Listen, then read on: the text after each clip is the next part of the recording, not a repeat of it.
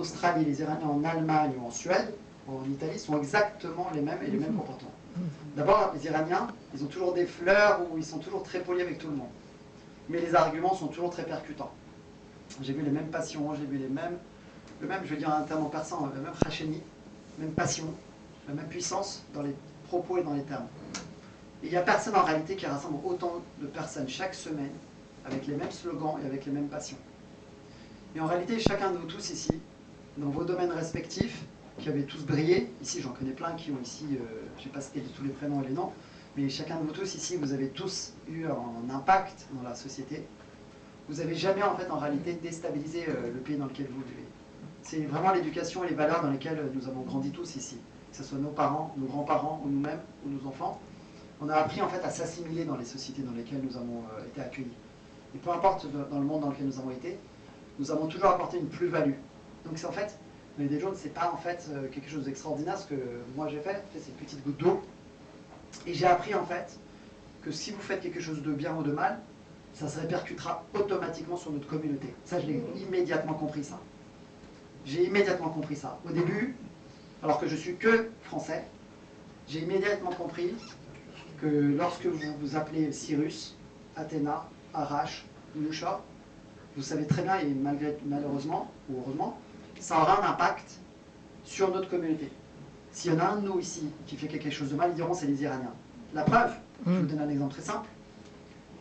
Il y a eu dans notre histoire de droit pénal, seulement, uniquement, un seul Iranien qui a été dans une affaire criminelle. Elle s'appelait Kimia. Elle a été dans l'affaire du gang des barbares.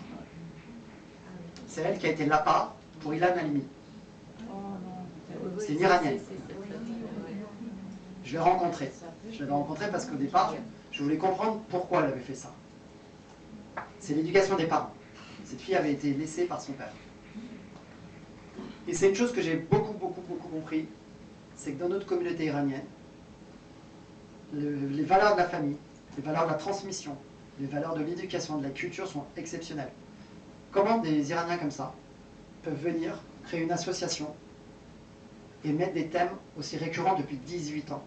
18 ans, ça fait 18 ans, vous pouvez l'applaudir, hein. 18 ans, tu portes très haut, avec beaucoup ici d'entre nous, des bénévoles, des valeurs de la civilisation persane iranienne. 18 ans. C'était l'idée de Nusha. Bien sûr. Moi j'étais, c'est ce que je disais Nusha quand tu n'étais pas là. Moi j'étais à la première en fait, à la création. J'étais venu, il y avait Kimia, il y avait la famille, il y a 18 ans. Et c'est ça qui est fabuleux, c'est qu'une association qui perdure pendant 18 ans, contre vents et marées, et là aujourd'hui c'est la mode l'Iran. Mais à l'époque, quand ça avait été créé, c'était pas la mode. C'était au départ quelques dizaines, vingtaines, trentaines de personnes là on voit, il y a quasiment une centaine de personnes, c'est exceptionnel. Et sans faire de la pub, hein.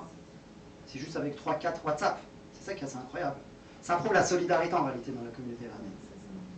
Et c'est pour ça aussi que moi, humblement, je venais le dimanche aussi. Parce que je savais très bien qu'à un moment donné, quand vous avez une parole qui porte dans les médias ou dans la parole politique, vous ne parlez pas que pour vous-même. Vous ne parlez pas simplement pour vous et pour votre petite personne. En réalité, les paroles qui s'additionnent, en réalité, ne sont pas que pour vous.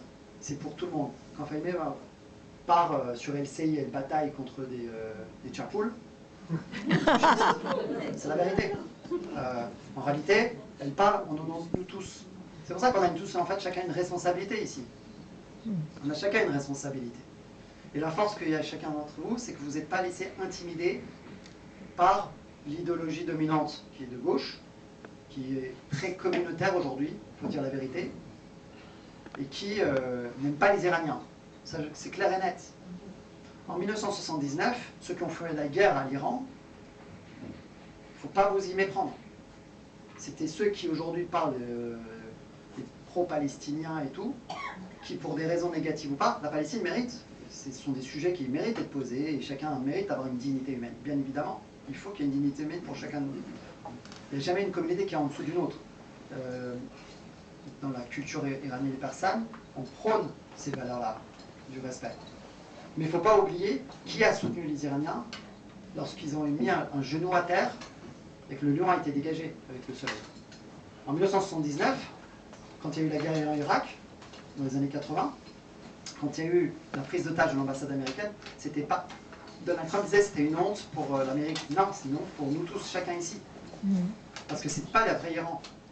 Et cette photo qui est un de mes parents, c'est Reza Darati, qui m'avait montré, Reza Darati m'avait montré 4 photos qu'il avait prises qui ont été considérées comme faisant partie des 100 plus grandes photos du XXe siècle.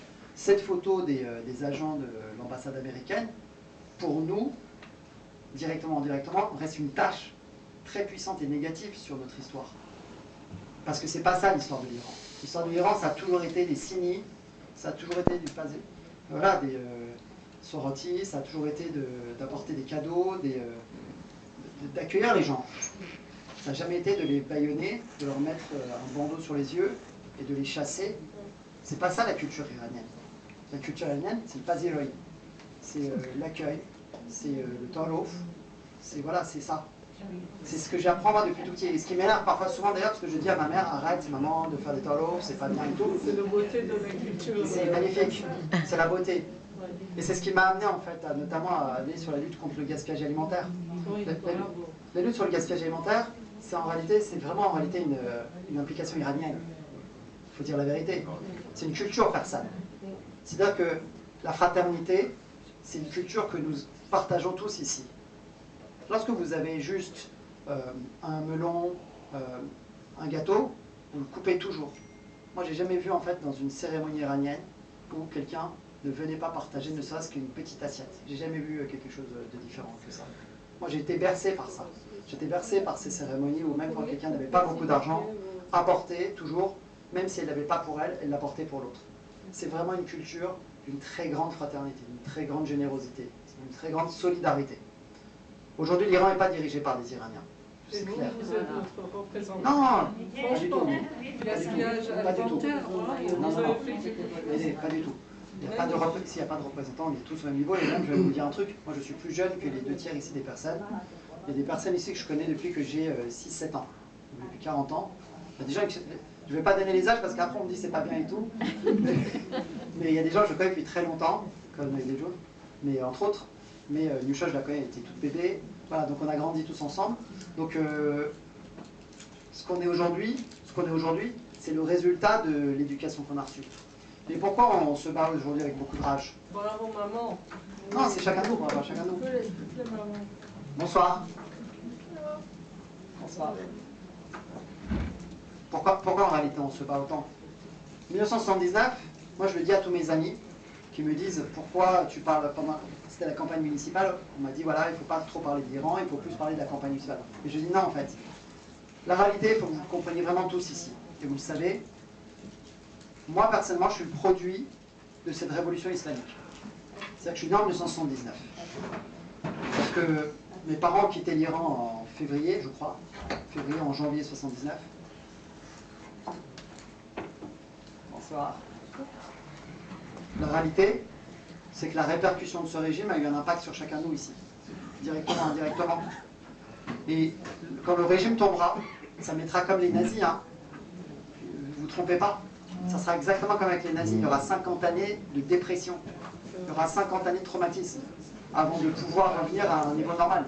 50 années de traumatisme. Les traumatismes, ce n'est pas les bombardements actuellement, contrairement à ce qu'on dit. Ça, ce qui se passe en ce moment, c'était une situation, une conséquence tout à fait logique. Lorsque vous avez affaire à des dictateurs et à des intégristes, ça se finit toujours par les bombardements. Voilà, on ne fait pas d'omelette sans casser les œufs. Mais quand vous dites ça ici en France, les gens vous disent « Ah, c'est scandaleux, vous tuez des gens, vous tapez... » Mais en fait, c'est pas du tout. Arrêtez de dire n'importe quoi. Ça fait depuis 47 ans que les gens en fait, sont en train d'être emprisonnés, violés, torturés, tués. Donc pendant 47 ans, personne ne disait rien. Là maintenant, les gens se réveillent quand c'est Israël, parce que c'est des Juifs. La réalité, c'est ça. Ne vous trompez pas. Si ça avait été l'Algérie, la Tunisie ou la Jordanie, personne n'aurait rien dit. Tout le monde aurait dit « Ah, bravo l'Algérie ». Mais là, comme c'est Israël et que c'est des Juifs, là, du coup, on leur tombe dessus. Non, non, moi, j'assume, je dis merci à Israël, merci aux États-Unis. Parce que si ça avait été d'autres personnes, on leur aurait dit merci aussi, voilà. Mais malheureusement, ou heureusement, c'est eux, et il n'y a pas d'autres. On prend les soutiens qu'on a, c'est comme ça.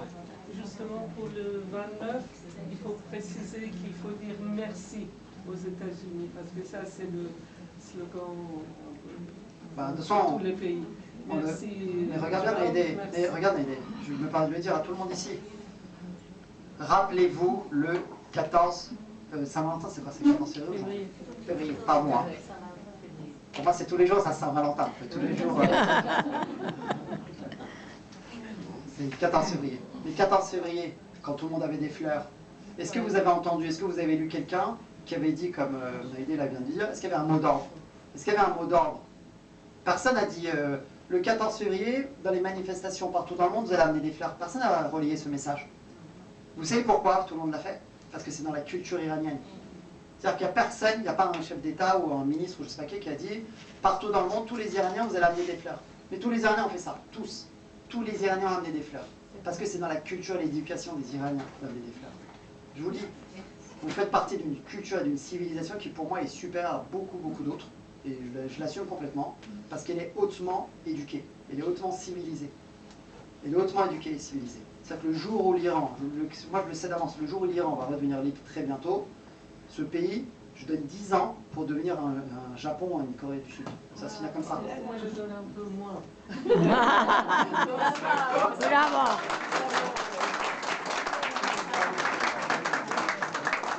Merci beaucoup, Anasha.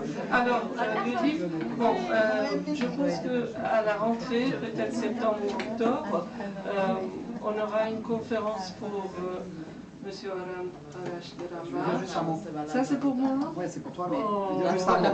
juste un mot là-dessus, parce que Naïda, en fait, a éludé la deuxième partie du titre.